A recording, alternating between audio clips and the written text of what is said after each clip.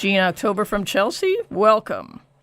Hello, how are you doing? And hello, America. Yes. You know, it's great to be on air to America, one of our favorite places, you know. Are you being facetious? No, I'm being very good about it because a lot of good bands have come out of America. Who are your favorite American bands? And you're looking at Iggy and the Stooges, you're looking at the Ramones, you're looking at the Heartbreakers, you're looking at, the Seeds, you're looking at, some crazy stuff coming out. Frank Zappa, you know. You're looking at some great stuff coming out of America, you know. Always has been, a very favorite thing of mine, especially when I was a kid, to listen to all these West Coast garage bands that were around in the late 60s, you know. Influencing us all, you know what I mean? Well, I'm glad that you mentioned that because I did want to know about your influences. I mean, you have a discography that goes on for pages and pages, like something like 14 LPs and countless 45s. Of course, the most recent Chelsea record is Saturday Night, Sunday Morning. But I wanted to ask you, I mean, you were really a pivotal person in the punk scene, responsible for securing the Roxy, the legendary Roxy as a venue. What were you listening to, and what was the thing that sort of had you decide to become really active? I would say Ziggy Stardust, David Bowie, you know, and that whole Mark Bolan and that whole British sort of rock and roll sort of David Bowie, Mark Bolan, and kind of like mad scenario that was going on there. And also, America should not forget, we also knew about what was going on in the garage scene in the West Coast, you know, of America. Mm-hmm. So that was a big influence as well. And then when the Ramones hit, you know, we all went, wow, now that's it, you know. So were the Ramones around before you formed Chelsea? No, they weren't. But you know what? All I'm trying to say is that having been brought up on all of that, the Bowie, the Mark Bolan, and you know the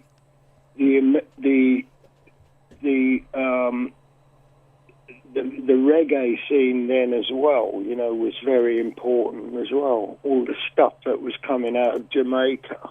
Mm-hmm. was an amazing influence as well, you know, I think. So, being as all that coming together, you know, the electricity of it all, you know, the way that we got fed up of, you know, going out getting wrecked, you know, all the time. We wanted to start something ourselves. Most of the big bands in England then who made it, i.e. the Stones, the Beatles, and that whole thing, you know, they'd all gone. They'd all gone to America. They'd all, you know, never saw them again. You never saw them play again. All those big bands around in those days. And you got to look at the faces as well. You know, the small faces, yes. And then the faces, the early Rod Stewart with Ronnie Wood, you know, that whole thing as well. You know, Slade. And then progressing on to an amazing thing with David Bowie, you know, where suddenly you could paint your face any way you liked. You could wear any clothes you liked and walk down the street. And, you know, everybody was doing the same, looking crazy. It was like a real injection to people, and a kind of like a green light that was there. You know, that Mark Bolan and that David Bowie scene gave a green light for all the kids to do exactly what they wanted and look the way they wanted and do anything you wanted, you know. So we all went, yeah, we'll have a bit of that. And then you got to work. Yeah. Awesome. But in that time, you had a big problem in England, you know, the streets streets. There wasn't a lot of money around. Everybody was skinned. It was just a really bad time. No work anywhere. Right. And it was kind of like, what are we going to do? There's no work. What the hell are we going to do? So, look, let's do it. Let's just do a rock and roll band, you know what I mean? Mm-hmm. And then, so consequently, everybody kind of like just got a band together. At least you could do a gig and make 50 quid or something to eat that day or something, Right. And you did more than form a band, though. You also, from what I understand, you were responsible for securing and setting the legendary Roxy venue up. Well, that was mainly to do with the fact that I'd dared to get a band together. And the cheek of it, really. Oh. Consequently, of course, there was nowhere to play. So, I needed somewhere for us to play. Mm-hmm. And there was an empty Barkham club with a big basement in the Covent Garden. I popped in for a drink one night, and the place was just no one there, empty totally. And I said, basically, I kind of talked him into it. I said, look, you got to sell the beers, all these beers you've got, you got to sell them. How about letting me have it for a couple of nights a week, and, we'll get a lot of punters in here to buy the beer, basically. And I knew, from hanging around Portobello Road, Notting Hill Gate, you had the Clash Boys up there, and everything, and you had people I knew hanging around at the clubs at night, and there was nowhere to play, basically. So I thought, if I talk this guy into it, it'll be somewhere for everybody to play. Wow. And I presume CBGB started the same, maybe, It's just a place where everybody could just play. Mm-hmm. Well, and you actually pushed that and made that happen. It's amazing, right? Because the Roxy is legendary. Everybody knows about the Roxy. Yeah, it was a good place to play, and, it was a great basement, and it was right in the centre of town, and, like all good places, like GB's, that's right in the centre of town, CBGB's. Mm-hmm. And, I thought, yeah, great, this will be the place, basically we just stuck a PA in there and a couple of speakers, and some mics, because we thought, the punk scene, you don't need a, big PA and a big mixing desk, just let everybody, it's a noise. So right. We were making the right noise, and then the vocals came through, that was great. Right. So there you go. And then, of course, I couldn't do it anymore because I'd lost my band. I was a quick turnover with Billy on guitar, Billy Idol. Yes. And Tony James on bass. Mm-hmm. And, we kind of, as early as that, we kind of had a differing of opinion. And we went on and did, they went on to do Generation X, and I carried on getting some more boys for Chelsea. Meanwhile, the accountant who was at a shop on Portobello Road where we sold second-hand clothes and everything, any mad gear that anybody wanted, was into running the club. So he stuck him in, and he got on with it, Andy Kozłowski.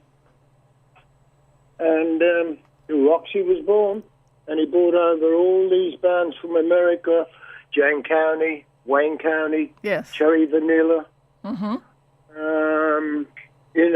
the Heartbreakers. Yes. They were great. When we saw all those guys, it's like, yeah. Do you know what I mean? It was good. Good scene. A great scene. Fun to be involved with. Mm-hmm. Great fun.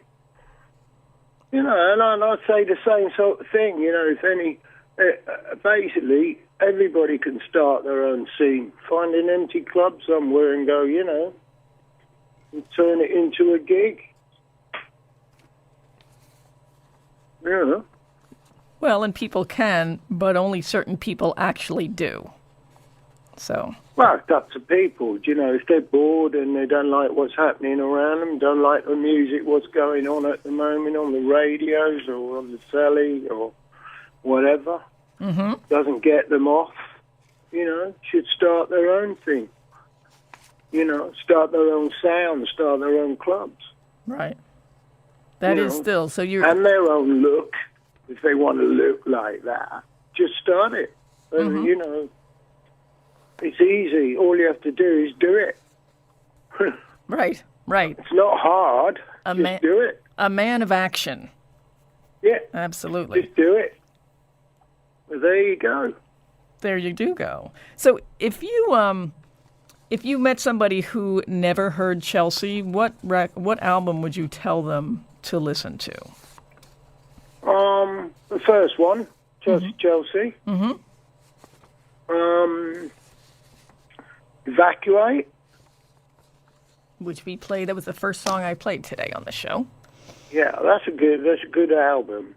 It is. And actually, Faster, Cheaper, Better Looking isn't bad as well. It's quite good. That's rocks, that one. 2005, that one. I mean, have you got that one? Yes. No, that's a good one.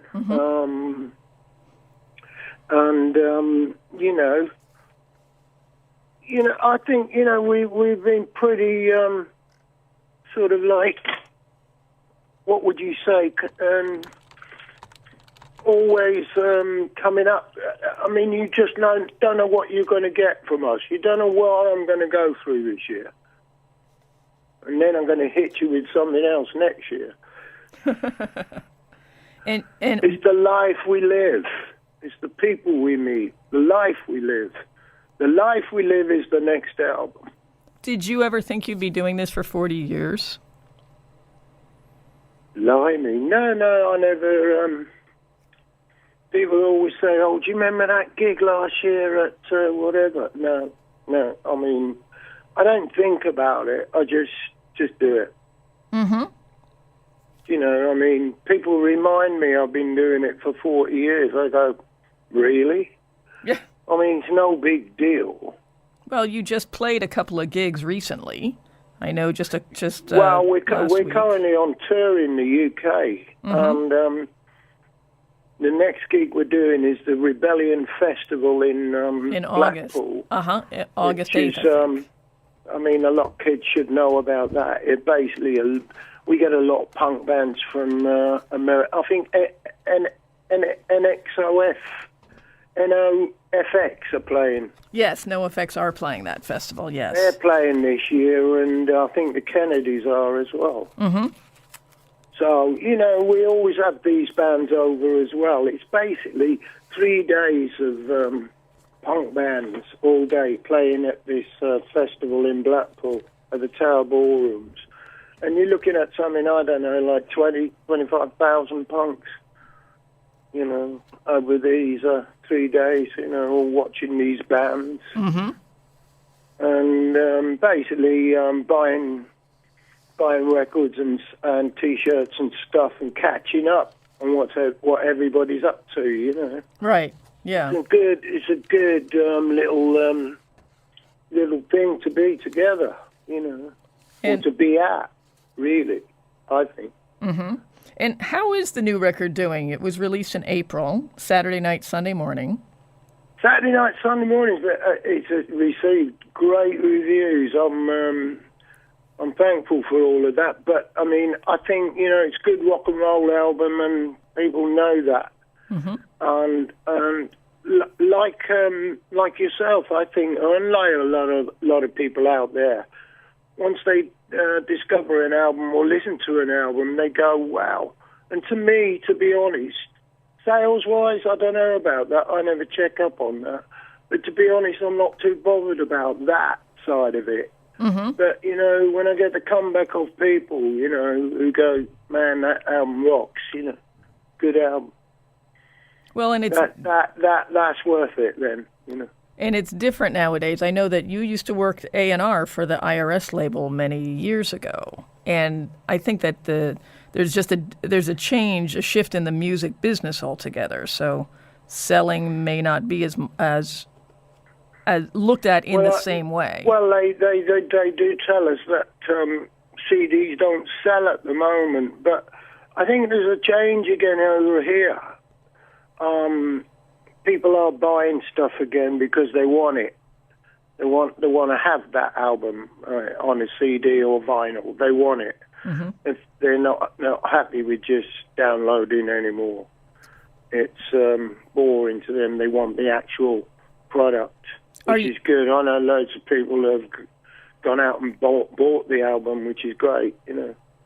Are you a record collector yourself? Yeah, I've got bits and pieces, Mm-hmm. So you still have a working turntable?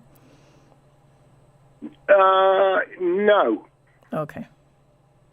But I'm surprised at the amount of friends I say to, hey, do you have because this vinyl thing is a new thing. Everybody's saying, no, everybody wants vinyl again. Yes, absolutely. They reckon it's taken off again big time. I think it's because of that whole thing of the big sleeve and the pictures and the whole artwork of the actual sleeve itself. Oh, yes. It's a picture in itself that people can look at. There's a lot of good info inside and everything. Mm-hmm. And to actually have the vinyl itself, the record, and pull it out is quite something to look at. People can read and study it for about an hour before they even put it on. Right, exactly. And so, talking to friends, I'm surprised the amount of friends that do have a record player, Mm-hmm. It's quite incredible. I know, I didn't think anybody had one of those anymore. And then you just also released the Right to Work, the singles. Is that a vinyl release only?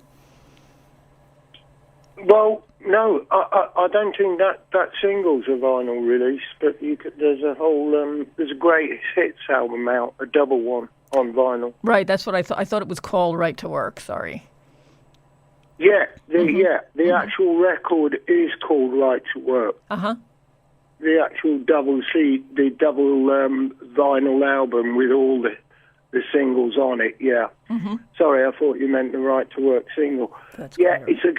it's nice package. I liked it. I had a look at it myself for an hour. Right. There's loads of lovely little things to read and all the singles are displayed lovely, I think. And it's quite amazing looking back at all those covers we did downstairs in the basement. Oh, right. You just put a black cloth up against a wall and set a couple of lights up or whatever and went for it, and that's the cover.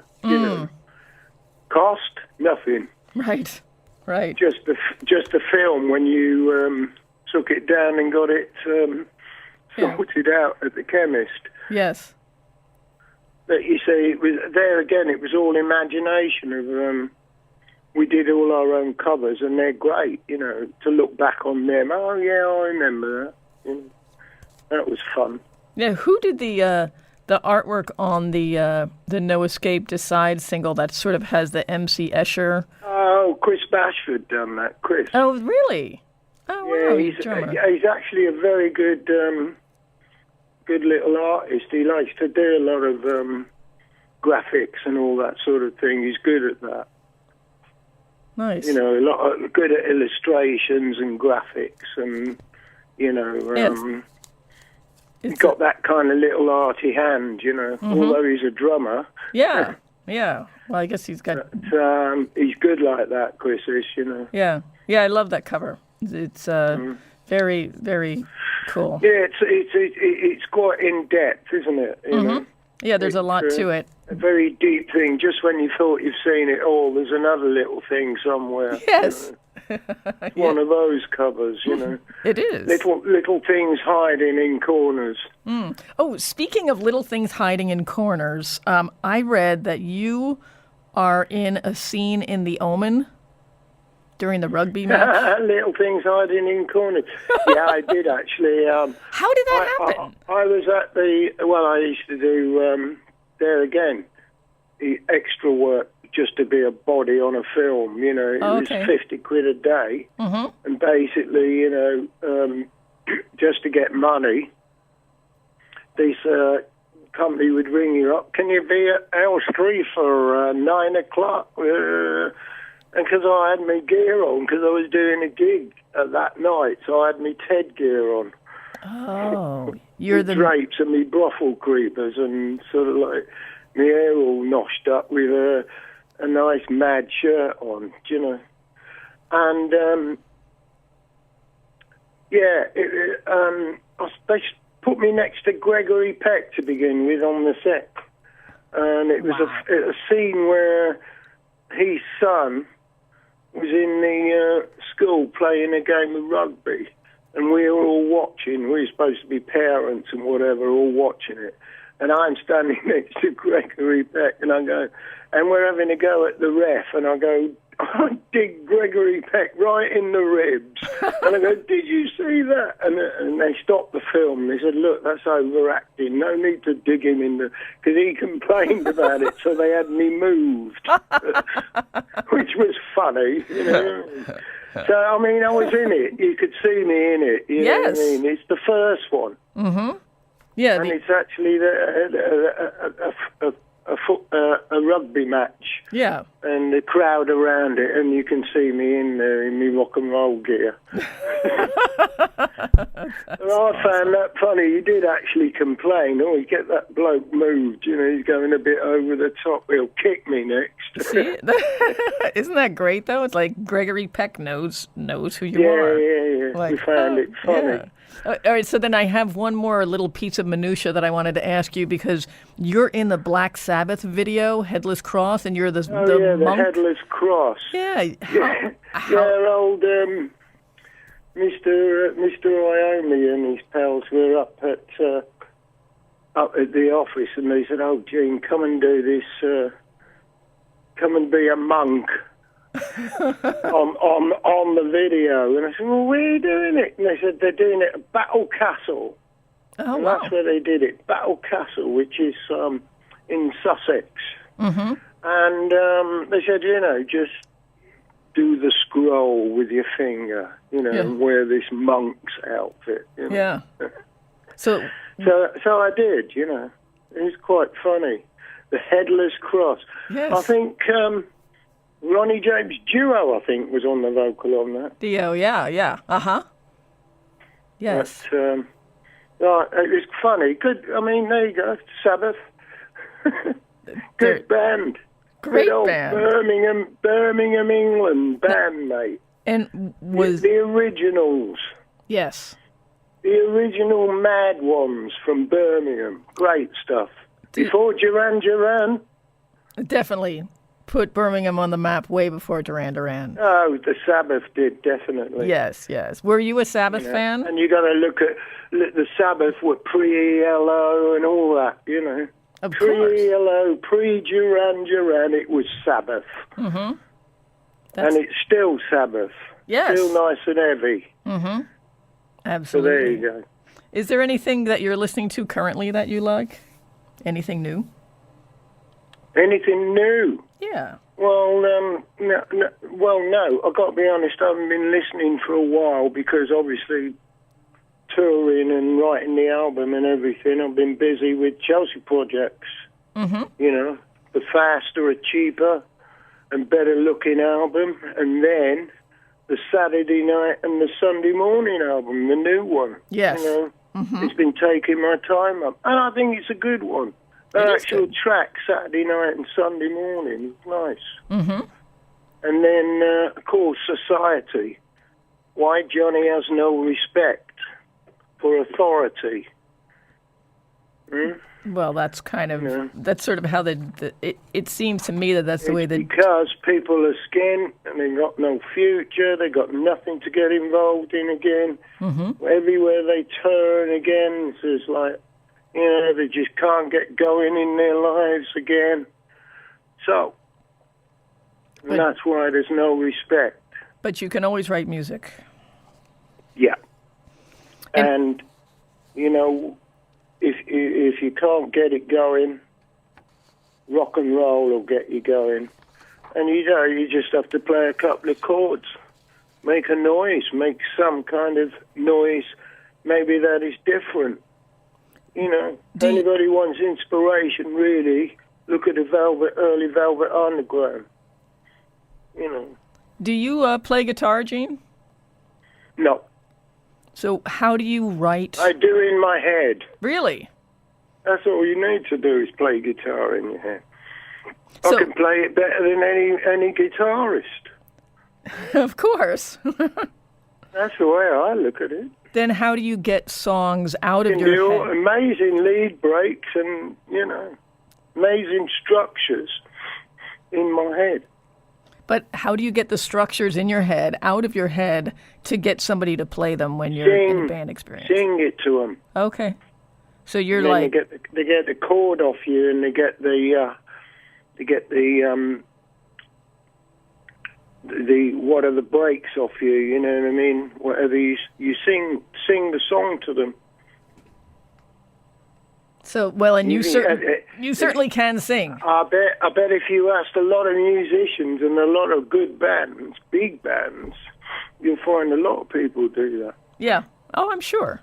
Yeah. I was just wondering what the process was. So, I mean, it's the idea that comes out. Of course. You know? Mm-hmm. I do. So I've got a couple of questions from listeners, and I know that you have to go. One person wants to know if you're still in touch. Do you keep in touch with Billy Idol? Well, no, because he's busy, I'm busy, and I don't know where Billy is at the moment. Is he in LA? Is he in England? Yeah, I don't know. I think he's an LA guy. No disrespect, because last time I did see him, when we were in the States last, I think it's about 10 15 years ago or something like that?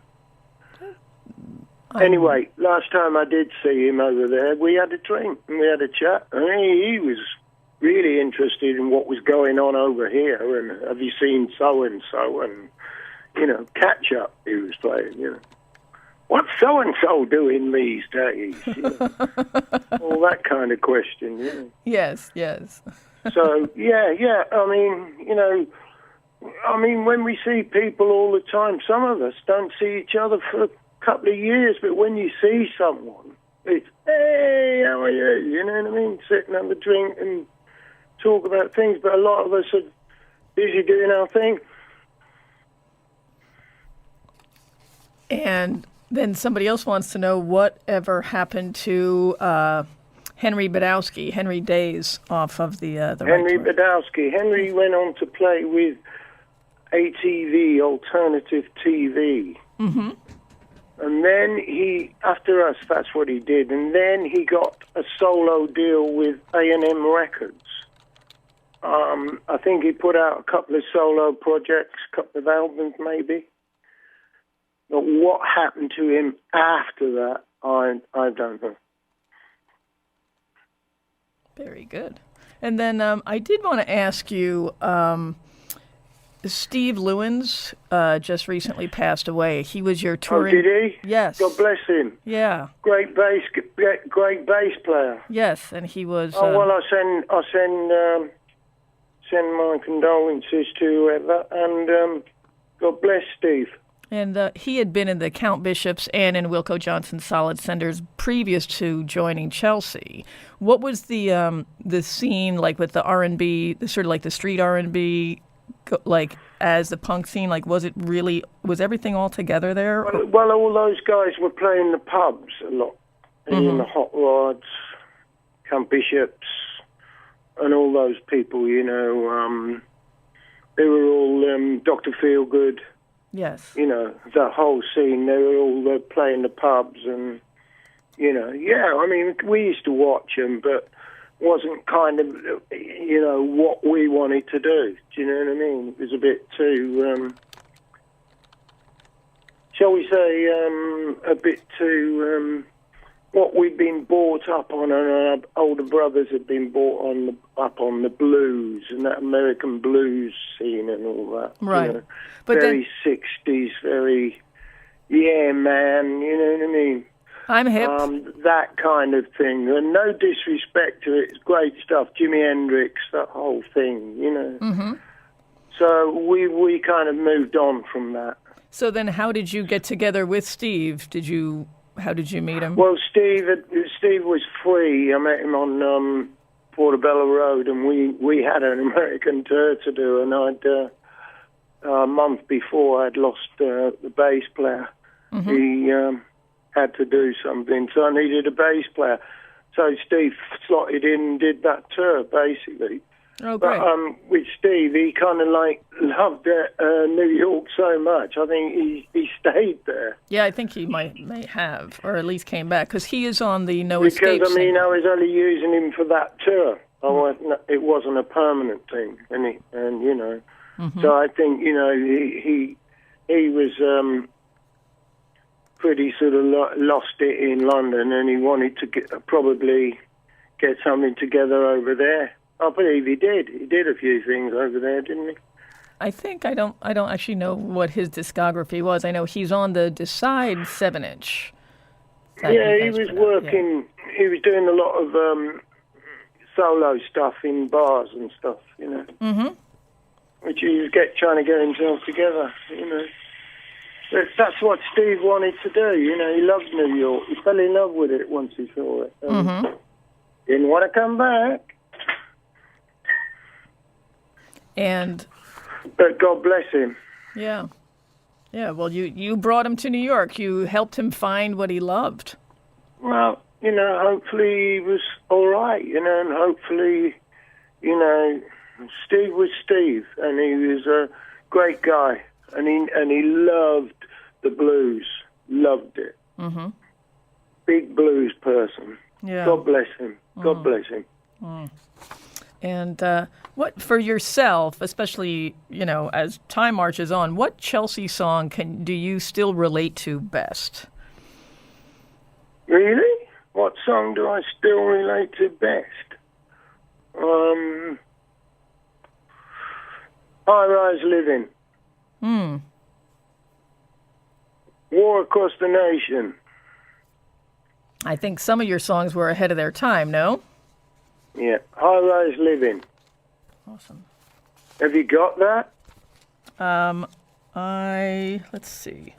I don't have that. Should be on the Right to Work album. Yeah, I actually have just a pile of 7-inches here, and then I have the new one. Yeah. Yeah, but, you know, yeah, you can choose whatever you like. I mean, I love them all. Mm-hmm. You know, it was so difficult to... And then Urban Kids. Oh, Urban yes. Kids, Yes. Which was produced by Kit Lambert, the great Kit Lambert. You know. I don't actually... Oh, I do have High Rise Living. I don't actually know Kit Lambert. Kit Lambert was the manager of The Who, did all the early Who productions on it, all their stuff. Oh, wow. So all their early singles. Mm-hmm. And bumped into him and said, would you like to come and do us quickly? I've got a day spare. Yeah, I'll do it. Wow. So he produced that one. Oh, super cool. Urban Kids. Uh-huh. Wow. Which is a nice Kit Lambert. Kit Lambert did all. If you look at all the early Who singles, Pictures of Lily, My Generation, all that stuff, it's Kit Lambert. Nice. Well, now I know. Thank you for that. There's a bit of info for everybody. Yeah. Yay. You know, other people probably know. I just didn't know. So for yourself, are you planning to come to the States? I know you've got festivals to do this summer. Well, I mean, really we want to do another album because we're getting that together at the moment. And, probably late next year or something. Mm-hmm. Awesome. Well, if you do come to the States, you have my invitation to come here and do some guest DJing or play live at WFMU. And, Well, I'll tell you what, it's been great to talk to WFMU. thank You know, New York City, Yes. you talk a lot. Let's have a look at you. Right. Well, I hope that Nice you do. to when you come speak back. to you all. Thank you so much. And Jean, thank you for being the person, who really kicked off a lot of the legendary punk scene. You made a huge difference, and I'm so excited that you're still, writing music, playing, performing. Thank you very much for being on the show. Yeah, it's only rock and roll. It is. Thank you, Jean. Awesome. Bye.